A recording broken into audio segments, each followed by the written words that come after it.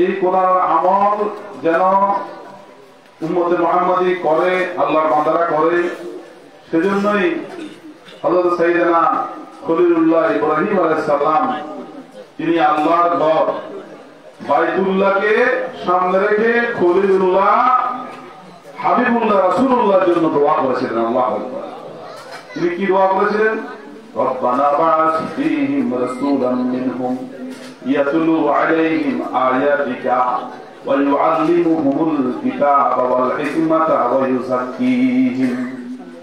খলিলুল্লাহ ইব্রাহিম খলিল আলাইহিস সালাম খানা কাবাকে সামনে রেখে, আল্লাহর ঘরকে সামনে রেখে তিনি আল্লাহর কাছে দোয়া করেছিলেন, প্রার্থনা করেছিলেন, হে আমাদের রব, হে আমাদের প্রভু, আপনি তাদের মধ্য থেকে এমন একজন রাসূলকে প্রেরণ করেন যিনি আপনার আয়াতগুলো তাদেরকে তেলাওয়াত করে শোনাবে, তাদেরকে ওই আয়াতের মাধ্যমে ইলম শিক্ষা দেবে, তাদেরকে হিকমত অর্থাৎ গভীর জ্ঞান শিক্ষা দেবে এবং তাদেরকে পবিত্র করবে। আল্লাহু আকবার। তাহলে পবিত্র কোরআনের আমল করলে শেষ পর্যন্ত চূড়ান্ত ফয়সালা হচ্ছে ওই ব্যক্তিদেরকে আল্লাহ রাব্বুল আলামিন পবিত্র করে দেন। আপনি দুনিয়াতে যদি সূরা আসরের আমলের আয়াতগুলো করেন, যে আয়াতের ব্যাপারে যে আয়াত তেলাওয়াত করে শোনানোর জন্য আল্লাহ রাসূল পাক সাল্লাল্লাহু আলাইহি ওয়াসাল্লামকে আল্লাহ পাঠিয়েছেন দুনিয়াতে, ওই আয়াতের আমল যদি আপনি করেন আল্লাহর কোরআনের আমল, তাহলে আল্লাহ রাব্বুল আলামিন আপনাকে দুনিয়াতে থাকতেই সকল গুনাহ থেকে পবিত্র করে দেবে। আপনার মৃত্যু হবে পবিত্র অবস্থায়, পবিত্র অবস্থায় আপনি কবরে যাবেন, কিয়ামতের ময়দানে পবিত্র অবস্থায় আপনি কবর থেকে উঠবেন। তাহলে ইব্রাহিম আলাইহিস সালামের এই দোয়াটা আল্লাহ রাব্বুল আলামিনের কাছে অনেক বেশি পছন্দ হয়েছে। এই কারণে এই আয়াত, এই দোয়াটা আয়াত হিসেবে পবিত্র কোরআন মাজিদের আয়াত হিসেবে আল্লাহ রাব্বুল আলামিন আবার সেটা নাযিল করে দিয়েছেন। তাহলে ইব্রাহিম আলাইহিস সালাম কার জন্য দোয়া করেছেন? নবী মুহাম্মদ রাসূলুল্লাহর জন্য দোয়া করেছেন। আপনি এমন এক রাসূল প্রেরণ করেন তাদের মধ্য থেকে যিনি আপনার আয়াতকে তেলাওয়াত করে তাদেরকে শোনাবে, আপনার কিতাবের ইলম তাদেরকে শিক্ষা দেবে, তাদেরকে হিকমত শিক্ষা দেবে। এই যে কিতাবের ইলম শিক্ষা মানে কি?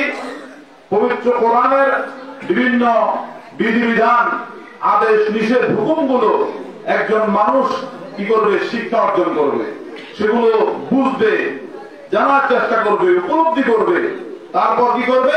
ওই অনুপাতে সেগুলো আমল করবে, অর্থাৎ হুকুমগুলো পালন করবে। হিকমত এই শব্দটা মূলত হুকুম থেকে এসেছে।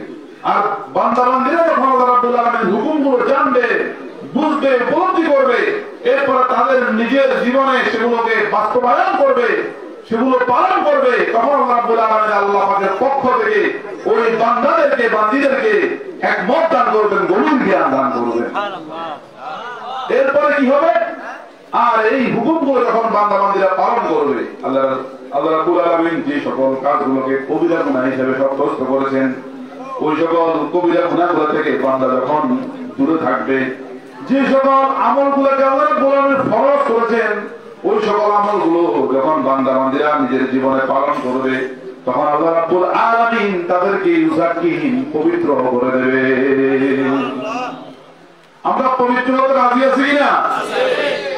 এখন দেখেন, আপনার দুটো পোশাক, এক পোশাকের মধ্যে বিভিন্ন ধরনের প্রস্রাব, পায়খানা বা বিভিন্ন পশু পাখির বিভিন্ন গলিজ লেগে আছে, আর একটা পোশাক সেটার মধ্যে কিছুই লাগে না, সেটা সুন্দর এবং সেটা থেকে সুঘ্রাণ বের হচ্ছে। এখন আপনি কোনটা গ্রহণ করবেন? যেটার মধ্যে ময়লা আবর্জনা লেগে আছে ওটা আপনি গায়ে দিবেন, নাকি যেটা সুন্দরভাবে পড়ে আছে ওটা গায়ে দিবেন?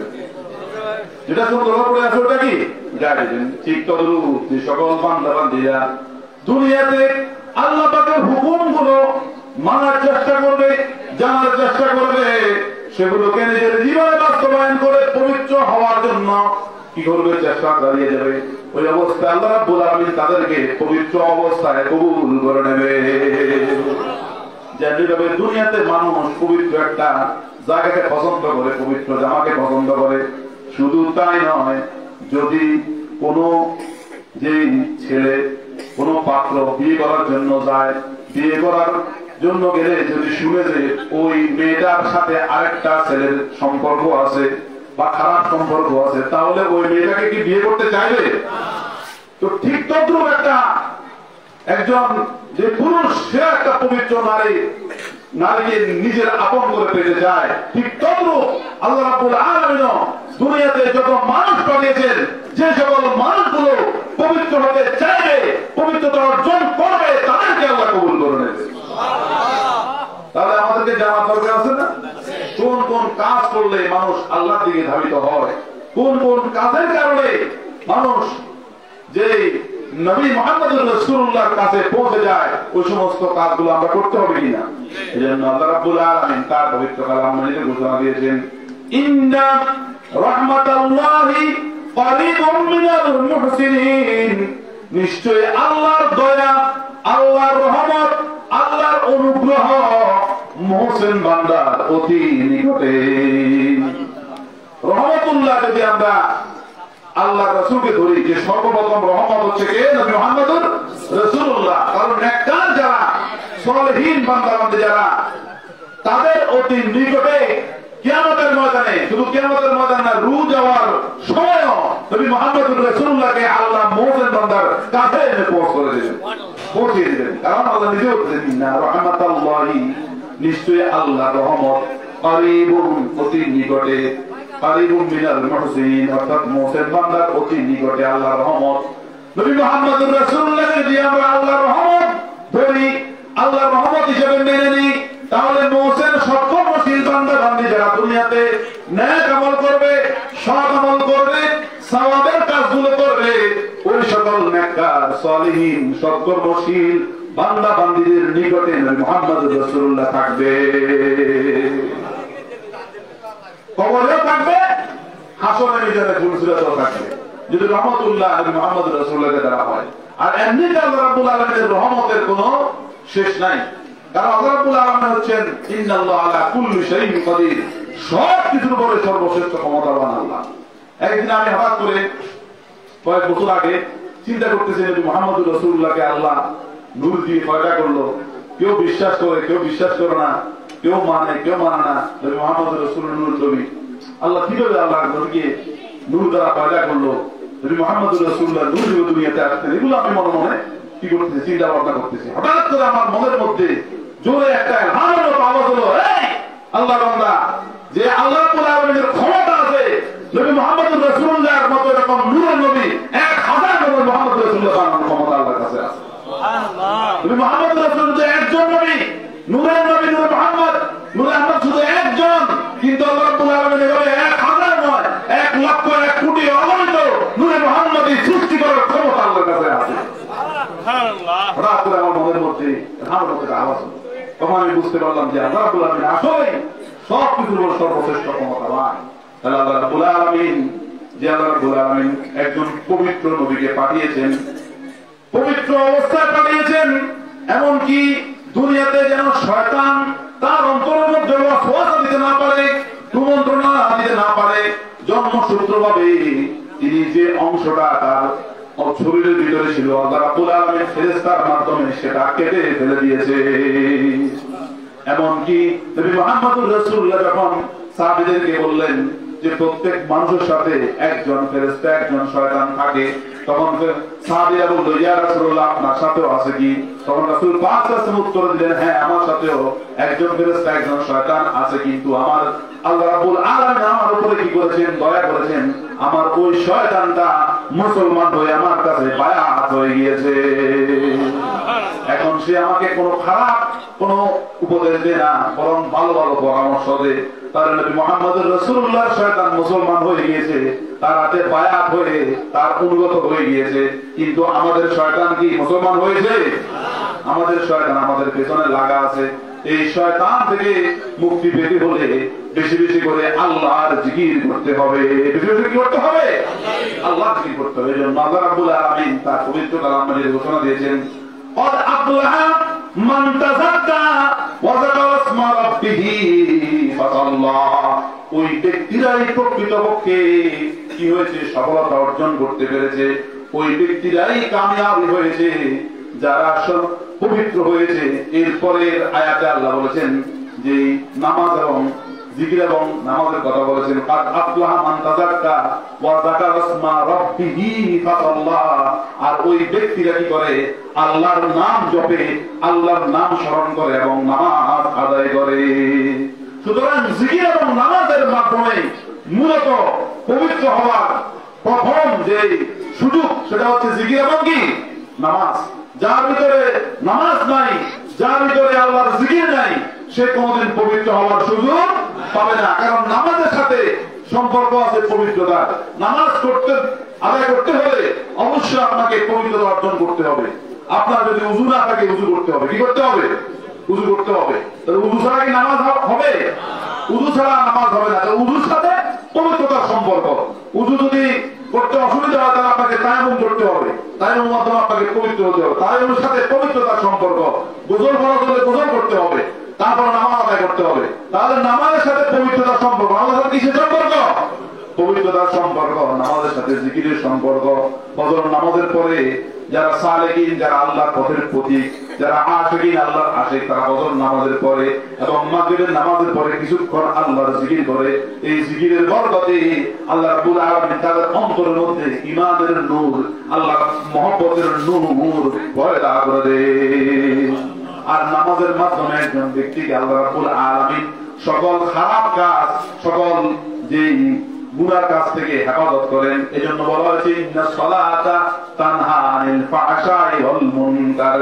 নিশ্চয় নামাজ যাবতীয় খারাপ কাজ এবং মন্দ কাজ থেকে বান্দাকে দূরে রাখে। কারণ নামাজও পড়ে আবার মন্দ কাজও করে, নামাজও পড়ে পাপের কাজও করে। বুঝতে হবে সে সঠিকভাবে আল্লাহর জন্য নামাজ আদায় করে না। সঠিকভাবে যদি আল্লাহর জন্য নামাজ আদায় করত তাহলে ওই নামাজের বরকতে আল্লাহ রাব্বুল আলামিন তাকে অবশ্যই দুনিয়ার খারাপ কাজ থেকে রক্ষা করতে। হযরত সাইয়েদনা ইব্রাহিম আলাইহিস সালাম খলিলুল্লাহ যখন নামাজে দাঁড়াতেন, 2 মাইল দূরে থেকে মানুষ জানতে পারত যে ইব্রাহিম আলাইহিস সালাম নামাজে দাঁড়িয়েছেন। কারণ ইব্রাহিম আলাইহিস সালাম যখন নামাজে দাঁড়াতেন তখন আল্লাহর ভয়ে ইব্রাহিম আলাইহিস সালামের অন্তর এমন ভাবে টকবক করত, এমন ভাবে কাঁপত, এই অন্তর কম্পনের আওয়াজ 2 মাইল থেকে শোনা যেত। 2 মাইল দূরে থেকে মানুষ শুনতে পেত ইব্রাহিম আলাইহিস সালামের হৃদয়ের স্পন্দন। অর্থাৎ তিনি আল্লাহকে আল্লাহ মেনে এত ভয়ের সাথে, এত নম্রভাবে, এত ভদ্রতার সাথে, শিষ্টাচারের সাথে, এত বিনয়ের সাথে নামাজে দাঁড়াতেন। সাথে সাথে তার অন্তরের মধ্যে আল্লাহর ভয়ের আওয়াজ শুরু হয়ে যেত। আমরা নামাজ পড়ি, নামাজের মধ্যে আমাদের খেয়াল থাকে না। আমরা যখন সিজদা করি সুবহান রাব্বিয়াল আলা বলি, কিন্তু আমাদের খেয়াল অন্যখানে চলে যায়। তাহলে যে আল্লাহর একত্ববাদের ঘোষণা আপনি দিচ্ছেন, যে আল্লাহর বড়ত্ব শ্রেষ্ঠত্বের ঘোষণা আপনি সিজদার মধ্যে দিচ্ছেন, ওই সিজদাটাকে আল্লাহকে দেওয়া হচ্ছে না, গায়রুল্লাহকে দেওয়া হচ্ছে। কারণ আপনি আল্লাহকে সিজদা করে, আল্লাহু আকবার বলে আপনি আল্লাহকে সিজদা করতেছেন, কিন্তু দিলের খেয়ালটা, দিলের যে চিন্তা ভাবনাটা আপনি অন্যদিকে ছেড়ে দিয়েছেন। এর কারণে দিলের খেয়ালটা আল্লাহ থেকে ছুটে যাওয়ার কারণে ওই সিজদাটা আল্লাহ পর্যন্ত যাচ্ছে না, এটা গায়রুল্লাহ চলে যাচ্ছে। নাউযুবিল্লাহ মিন যালিক। তাহলে নামাজে দাঁড়াতে হবে শরীর এবং মন দুটোটা একসাথে করে আল্লাহকে সামনে রেখে, যে দাঁড়িয়েছি ফুলসিরাতে, ডান দিকে জান্নাত, বাম দিকে জাহান্নাম, সামনে আল্লাহ, পিছনে মালাকুল মউত। যে কোনো মুহূর্তে মালাকুল মউত আমার রূহ কবজ করে নিয়ে যেতে পারে। হয়তো এই নামাজটা আমার জীবনের জন্য শেষ নামাজ হতে পারে। এই ধ্যানে, এই খেয়ালে বান্দা যখন নামাজ আদায় করবে, নামাজ আদায় করে সেজদা দেবে জমিয়ে, আর ওই সেজদা আল্লাহ রাব্বুল আলামিনের আরশ মহল্লায় পৌঁছে দেবে। আর যদি আপনি বেখেয়াল নামাজ আদায় করেন, ওই নামাজ কখনোই আপনাকে খারাপ কাজ থেকে দূরে রাখতে পারবে না। এজন্য হাকিকতে সালাতের প্রয়োজন, এজন্য ইলমে তাসাউফের প্রয়োজন, এজন্য ইলমে মারিফাত, ইলমে হাকিকত, ইলমে বাসিরাত, ইলমে কালবের প্রয়োজন। যারা তাসাউফ পন্থী, যারা ইলমে মারিফাত পন্থী, তারা নামাজের মধ্যে ধ্যানে খেয়ালে যখন নামাজ আদায় করে, তারা আল্লাহর সাথে মনে হচ্ছে কথা বলতেছে। আল্লাহু আকবার। এজন্য নিজের ধ্যানটাকে, নিজের দিলটাকে, নিজের খেয়ালটাকে আল্লাহ দিকে রুজু রাখতে হবে। তাহলে আমরা পবিত্র হতে রাজি আছি কিনা? আল্লাহ পাকের বান্দাগণ, একজন ব্যক্তি সাহাবায়ে কেরাম কবিরা গুনাহ করে ফেলেছে। কবিরা গুনাহ করার পরে হঠাৎ তার অন্তরের মধ্যে আল্লাহর ভয় সৃষ্টি হলো, আমি কি করলাম? এই কবিরা গুনাহ করেছি আমি, ছুটে গেলেন নবী মুহাম্মদুর রাসূলুল্লাহর দরবারে। নবী মুহাম্মদুর রাসূলুল্লাহর খেদমতে হাজির হয়ে বললেন, ইয়া রাসূলুল্লাহ, আমি একটা কবিরা গুনাহ করে ফেলেছি, ইয়া রাসূলুল্লাহ আপনি আমাকে শাস্তি দিন। তখন রাসূল পাক সাল্লাল্লাহু আলাইহি ওয়াসাল্লাম নামাজের জন্য দাঁড়াবেন। এই অবস্থায় তিনি বললেন, তুমি নামাজ আদায় করো, আমার সাথে নামাজ আদায় করো। এরপরে ওই ব্যক্তি নামাজ আদায় করলো। নামাজ আদায় করার পরে আল্লাহ রাসূল পাক সাল্লাল্লাহু আলাইহি ওয়াসাল্লাম এরপরে সাহাবীদের দিকে ফিরে বসলেন, বললেন যে ওই ব্যক্তিটা কোথায়, যে ব্যক্তি কবিরা গুনাহ করে এসেছে। ওই ব্যক্তি দাঁড়ালো। দাঁড়ানোর পরে আল্লাহ রাসূল পাক সাল্লাল্লাহু আলাইহি ওয়াসাল্লাম তাকে বললেন, তুমি কি সুন্দরভাবে সঠিকভাবে আমি নবী মুহাম্মদুর রাসূলুল্লাহর পেছনে নামাজ আদায় করেছো কি? তখন ওই ব্যক্তি বলল, ইয়া রাসূলুল্লাহ, হ্যাঁ অবশ্যই আমি সুন্দরভাবে সঠিকভাবে আপনার পেছনে নামাজ আদায় করেছি। আল্লাহ রাসূল পাক সাল্লাল্লাহু আলাইহি ওয়াসাল্লাম তখন তাকে বললেন, এই নামাজ আদায় করার কারণে, নামাজ আদায় করার বরকতে আল্লাহ রাব্বুল আলামিন তোমার ওই কবিরা গুনাহ মাফ করে দিয়েছে। এজন্য আল্লাহ রাব্বুল আলামিন তার পবিত্র কালাম মধ্যে ঘোষণা দিয়েছেন, ইন্নাল হাসানাত ইউযহিবনাস সাইয়্যাত, নিশ্চয়ই মানুষের নেক আমলগুলো, নিশ্চয়ই মানুষের ভালো কাজগুলো, নিশ্চয়ই মানুষের সৎ আমলগুলো খারাপ কাজগুলোকে দূরীভূত করে দেয়। অর্থাৎ কি শরীরে তো ঠিক তত আমরা যেহেতু গুনাহগার, আমরা যেহেতু পাপী, আমরা এখনো খবর পাইনি আল্লাহ রাব্বুল আলামিন আমাদের এই পাপগুলো ক্ষমা করেছেন কিনা। আমরা এখনো খবর পাইনি আল্লাহ রাব্বুল আলামিন আমাদেরকে নিষ্পাপ করেছেন কিনা। তাহলে যেহেতু আমরা গুনাহ করেছি, সেহেতু আমাদেরকে বেশি বেশি হাসানাত কাজগুলো করতে হবে, অর্থাৎ সওয়াবের কাজগুলো করতে হবে। নেক নিয়ত নিয়ে আমরা যদি ভালো কাজ করি, নেক নিয়ত নিয়ে আমরা যদি জিকিরের মাহফিলে যোগদান করি, নেক নিয়ত নিয়ে যদি আমরা কোনো অসহায় গরীবকে সাহায্য সহযোগিতা করি, নেক নিয়ত নিয়ে আমরা যদি নামাজ আদায় করি, নেক আমলের নিয়তে আমরা যদি যেই মানুষকে মেহমানদারি করে, নেক আমলের নিয়তে আমরা যদি মা বাবার খেদমত করি, নেক আমলের নিয়তে আমরা যদি আমাদের স্ত্রীদের সাথে ভালো ব্যবহার করি, নেক আমলের নিয়তে আমরা যদি আমাদের সন্তানদের সাথে ভালো ব্যবহার করি, তাদেরকে আদব শিক্ষা দিই, তাহলে আল্লাহ রাব্বুল আলামিন প্রত্যেকটা আমল নেক আমল হিসেবে আমাদের আমলনামার মধ্যে উঠাই দেবে।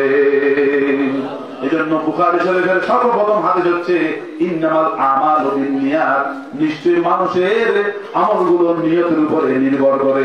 সুতরাং এই নিয়তকে সহি করতে হলে অবশ্যই আপনার অন্তরকে সহি করতে হবে। অবশ্যই অন্তরের দিক থেকে আপনি পবিত্রতা অর্জন করতে হবে। অন্তরের দিক থেকে পবিত্রতা অর্জন করতে হলে অবশ্যই হিংসা, বিদ্বেষ, লোভ, লালসা, রিয়া, অহংকার, যাবতীয় কুরিপু খারাপ অভ্যাস থেকে অন্তরকে পবিত্র রাখতে হবে। পবিত্র রেখে শুধুমাত্র রেজায়ে মাওলা, আল্লাহর সন্তুষ্টির জন্য আপনি যত কিছুই করবেন সবকিছুই আল্লাহ রাব্বুল আলামিন কবুল করে নেবে। আল্লাহ পাক আমাদের সকলকে বুঝে আমল করার তৌফিক নসিব করুন, আমিন। সদর সুবহান সাল্লাল্লাহু আলাইহি সাল্লাল্লাহু আলাইহি সাল্লাল্লাহু মুহাম্মদ সাল্লাল্লাহু আলাইহি। নবী মুহাম্মদুর রাসূলুল্লাহর চেয়ে আর সুন্দর মানুষ কেউ ছিল? নবী মুহাম্মদুর রাসূলুল্লাহর চেয়ে এরকম একজন যে সৎকর্মশীল ব্যক্তি আর কেউ ছিল? নবী মুহাম্মদুর রাসূলুল্লাহর চেয়ে সত্যবাদী আর কেউ ছিল? আচ্ছা, আপনি একটু চিন্তা করে দেখেন, আপনি যদি আপনার কোন বন্ধুকে তার জন্মদিনে যদি তাকে উইশ করেন, এখন তো উইশ করে যে হ্যাপি বার্থডে বলে উইশ করে না, বা আপনি যদি তার জন্মদিনের সময় তাকে একটু স্মরণ করেন যে ভাই আজকে তোমার জন্মদিন, তোমার জন্য দোয়া কামনা রইল, তাহলে সে কি আপনার উপরে অসন্তুষ্ট হবে নাকি খুশি হবে? তো দুনিয়াতে মানুষকে সন্তুষ্ট করার জন্য আপনি দুনিয়ার মানুষকে তার জন্মদিনে উইশ করতে পারেন, তাহলে যাকে সৃষ্টি না করলে আল্লাহ রাব্বুল আলামিন কিছুই সৃষ্টি করতেন না, যার উসিলায় আল্লাহ রাব্বুল আলামিন আমাদের জন্য নামাজ, রোজা, হজ, যাকাত, তাসবিহ, তাহলিল, পবিত্র কোরআন, এরপরে দুই ঈদের নামাজ সহ যাবতীয় ইবাদত, বন্দেগী, ইলমে শরীয়ত, ইলমে মারিফত, ইলমে হাকিকত, ইলমে বাসিরত, যত নিয়ামত আল্লাহ দান করেছে আসমান এবং জমিনের নিচে, যত যেই নাজু নিয়ামত আমরা নবী মুহাম্মদুর রাসূলুল্লাহর উসিলায় পেয়েছি, সেই নবী মুহাম্মদুর রাসূলুল্লাহকে সন্তুষ্ট করার জন্য আপনি যদি রবিউল আউয়াল মাসে একটা মাহফিল করে, একটা ঘরের মধ্যে মিলাদ হবে, মিলাদের আয়োজন করে যদি তাকে সন্তুষ্ট করতে না পারেন, তাহলে আপনার মতো উম্মতের কি দাম রয়েছে? আপনি আপনার বন্ধুকে সন্তুষ্ট করার জন্য জন্মদিন যদি আপনার বন্ধুকে স্মরণ করতে পারেন, তাকে সন্তুষ্ট করতে পারেন, তাহলে নবী মুহাম্মদুর রাসূলুল্লাহর এই দুনিয়াতে আগমনের মাস, দুনিয়া থেকে যে ইন্তেকালের মাস, নবী মুহাম্মদুর রাসূলুল্লাহকে আল্লাহ রাব্বুল আলামিন হায়াতুন নবী পরিচয় দেওয়ার জন্য 12 রবিউল আউয়াল দুনিয়াতে পাঠিয়েছেন, আবার 12 রবিউল আউয়াল দুনিয়া থেকে বিদায় করেছেন। নবী মুহাম্মদুর রাসূলুল্লাহকে হায়াতুন নবী প্রমাণিত করার জন্য আল্লাহ রাব্বুল আলামিন সোমবারে দুনিয়াতে পাঠিয়েছেন, আবার সোমবারে ইন্তেকাল দিয়েছেন। এটা দ্বারা বোঝা গেল নবী মুহাম্মদুর রাসূলুল্লাহ দুনিয়াতে যেভাবে আছেন, অর্থাৎ তিনি রওজা মুবারকে সেভাবে আছেন। আল্লাহু আকবার। কি মনে করেন আপনি?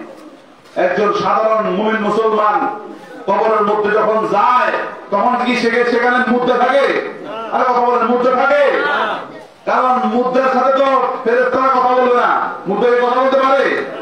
দুনিয়াতে মানুষ কিছুক্ষণের জন্য মরে, নবী মুহাম্মদুর রাসূলুল্লাহ কিছুক্ষণের জন্য ইন্তেকাল করেছিলেন, মৃত্যুবরণ করেছিলেন। এটা মানবীয় একটা স্বভাব দিয়ে আল্লাহ রাব্বুল আলামিন যে তাকে পাঠিয়েছেন। কিন্তু যখন তাকে রওজা মুবারকে শোনানো হয়েছে, তখন কি মুদ্রা কি? নাউযুবিল্লাহি মিন যালিক। কোন নবী ছিল তো মুদ্রা না। ইন্নাকা মাইতুন ওয়া ইন্নাহুম মাইতুন, একটা আয়াত দিয়ে ওরা যেন নবী মুহাম্মদ রাসূলকে মৃত বলে, নাউযুবিল্লাহি মিন যালিক। তাহলে একজন ইমানদার ব্যক্তি কবরে যাওয়ার পরেও সে সেখানে জিন্দা হয়ে যায়, কেননা ফেরেশতারা মুদ্রার সাথে কথা বলে না। মান রাব্বুকা, তোমার রবকে? ওমান নবিয়ুকা, তোমার নবীকে? ওমা দীনুকা, তোমার দিন কি, তোমার ধর্ম কি? এই তিনটা প্রশ্ন কি মুদ্রাকে বললে মুদ্রা জবাব দিতে পারবে? তাহলে একজন সাধারণ মুসলমান, মুমিন মুসলমান ইমানদার, সে কবরের মধ্যে গিয়ে তো জীবিত হয়ে যায়। এজন্য তো আমরা আসসালামু আলাইকুম ইয়া আহলাল কবর বলে জিন্দাবাসী কবরবাসীদেরকে আমরা কি করে সালাম দিই, কারণ কবরবাসীরা ওই সালামের আওয়াজ শুনে। যেখানে একজন সাধারণ ইমানদার মুসলমান কবরের মধ্যে গিয়ে যদি জিন্দা হয়ে যেতে পারে, সেখানে আমার নবীর অবস্থা কি হতে পারে? এজন্য রাসূল পাক সাল্লাল্লাহু আলাইহি ওয়াসাল্লামের জিয়ারতে যারা যায়, নবী মুহাম্মদুর রাসূলুল্লাহ নিজের উপর কর্তব্য করে নিয়েছেন যে তাদের জন্য শাফায়াত করবেন। আল্লাহু আকবার। তাহলে নবী মুহাম্মদুর রাসূলুল্লাহ কি নবী? হায়াতুন নবী। শুধু নবী মুহাম্মদ, সকল নবী রাসূলুল্লাহ তাদের কবরের মধ্যে, তাদের রওজা মুবারকের মধ্যে এখনো জিন্দা রয়েছে, যেখানে মুমিন মুসলমান জিন্দা। তো এই জন্য রূহের কোন রূহ সম্পর্কে পুরোপুরি জ্ঞান আল্লাহ কাউকে দেয় নাই, এবং রূহ সম্পর্কে পুরোপুরি জ্ঞান যে আপনারা আমাদের কারো নাই। এটা একমাত্র আল্লাহরই একটা আদেশ, এবং আল্লাহর কাছে এই জ্ঞানটা পরিপূর্ণ ভাবে রয়েছে। সুতরাং রূহটা কিভাবে আসে, কিভাবে যায়, কিভাবে প্রস্থান করে, কিভাবে যে ট্রান্সফার হয়, কিভাবে এক জায়গা থেকে অন্য জায়গায় যায়, এটা যে সিদ্ধান্ত দেওয়ার মতো, সমাধান দেওয়ার মতো ক্ষমতা কারো না। এটা একমাত্র কার হুকুম? আল্লাহর হুকুম। এজন্য মুহাম্মদুর রাসূলুল্লাহর মিলাদের আয়োজন যে কোনো সময়, যে কোনো মুহূর্তে, যে কোনো ভাবে আপনি করতে পারবেন। তবে রবিউল আউয়াল মাসটা যেহেতু আল্লাহ রাসূলের আগমনের মাস এবং বিদায়ের মাস, এজন্য রবিউল আউয়াল মাসটাকে বেশি বেশি প্রাধান্য দেওয়া হয়, নবী মুহাম্মদুর রাসূলের আলোচনা বেশি করা হয়। আর নবী মুহাম্মদুর রাসূলুল্লাহর মিলাদে নবী মুহাম্মদ যদি কোনো বেদাতের কাজ হতো, কোন খারাপ কাজ বা শরীয়তের পরিপন্থী কোন কাজ হতো, মহিলা পুরুষ একসাথে নাচানাচি করতো, ঢোল তবলা বাজাইতো, এরপরে সবাই মিলে গান বাজনা করতো, নামাজ পড়া করতো, তাহলে এটা বেদাতের মাহফিল হতো। কিন্তু এই মিলাদুন নবী মাহফিলের মধ্যে এ ধরনের কোন অপকর্ম করা হয়? সবাই কোরআন মসজিদ থেকে যে কোরআন তেলাওয়াতের মাধ্যমে মাহফিল শুরু করা হয়, জিকির আজকার হয়, মুনাজাত হয়, দুরূদ শরীফ হয়, ওয়াজ নসিহত হয়, কোরআন হাদিসের আলোচনা হয়। তাহলে একটা গান বাজনার আলোচনা করা ভালো, একটা কনসার্ট করা ভালো, নাকি এরকম একটা মিলাদুন নবী মাহফিল করা ভালো? আল্লাহ আমাদের সকলকে বুঝুন, আমল করার তৌফিক নসিব করুন। সবাই চক্ষু বন্ধ করে মানুষ কোনো দিনের কালো দিকে ধ্যান করে নিয়ে একটু দিকে শুনে মানুষ আমল মতওয়াজ্জিহ মামল আল্লাহ ওয়া আশহাদিন এর মতওয়াজ্জিহ সাল্লাল্লাহু আলাইহি ওয়া সাল্লাম কাবিল দিতে দিলেন নিসবত অনুযায়ী নবীর পাক জিকিরের ফরমান করব। আল্লাহ বিসমিল্লাহির রহমানির রহিম। লা ইলাহা ইল্লাল্লাহ, লা ইলাহা ইল্লাল্লাহ, লা ইলাহা ইল্লাল্লাহ, লা ইলাহা ইল্লাল্লাহ, লা ইলাহা ইল্লাল্লাহ, লা ইলাহা ইল্লাল্লাহ, লা ইলাহা ইল্লাল্লাহ, লা ইলাহা ইল্লাল্লাহ, লা ইলাহা ইল্লাল্লাহ, লা ইলাহা ইল্লাল্লাহ, লা ইলাহা ইল্লাল্লাহ, লা ইলাহা ইল্লাল্লাহ, লা ইলাহা ইল্লাল্লাহ, লা ইলাহা ইল্লাল্লাহ, লা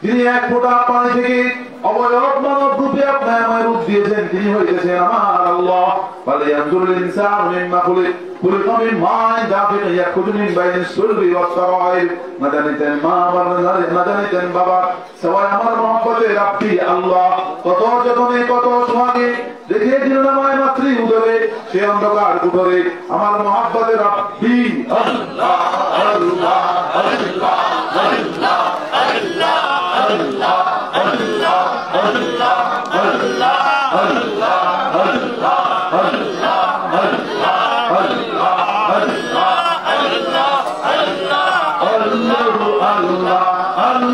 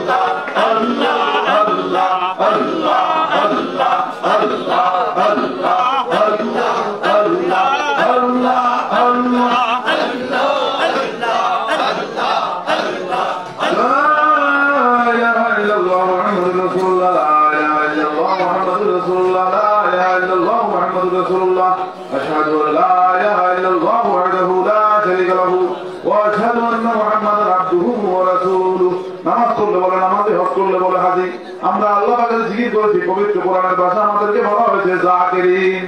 যারা আল্লাহ জিকির করে তাদেরকে কি বলে?